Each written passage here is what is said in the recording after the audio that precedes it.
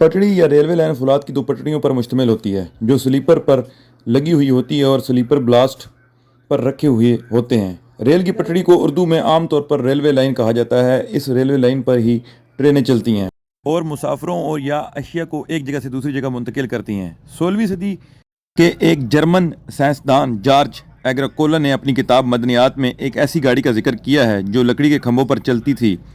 इसे घोड़े खींचते थे। 1790 में इसी किस्म की एक घोड़ा गाड़ी कानों से कोयला ढूंढने के लिए बरतानिया में चलाई गई, लेकिन ये लोहे की पट्टी पर चलती थी। 1804 में एक अंग्रेज इंजीनियर रिचर्ड ट्राय ने भाप से चलने वाला इंजन तैयार किया, लेकिन ये सिर्फ 20 टन वजन खींच सकता था। उसके बाद जॉर्ज स्टीफन ने इससे ज़्यादा ताकतवर इंजन बनाया।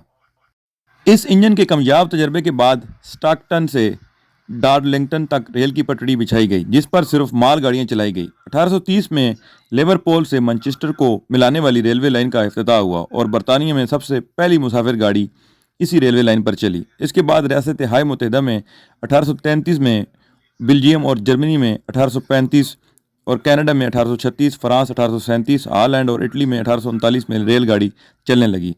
हिंदुस्तान में रेलवे की तारीख का आगाज़ 1845 से हुआ। उस साल कलकत्ता से रानीगंज, मुंबई से कल्याण और मदारस से अरकोनाम तक 3 रेलगाड़ियां तजर्बाती तौर पर चलाई गई। 13 मई 1861 को कराची से कोटड़ी तक चलने वाली रेलगाड़ी का इफ्तिताह हुआ।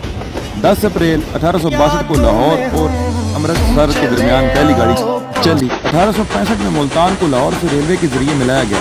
1899 में सक्खर के मकाम पर दरियाए सिंध पर पुल तमीर होने से पंजाब और सिंध रेल के जरिए मिल गया।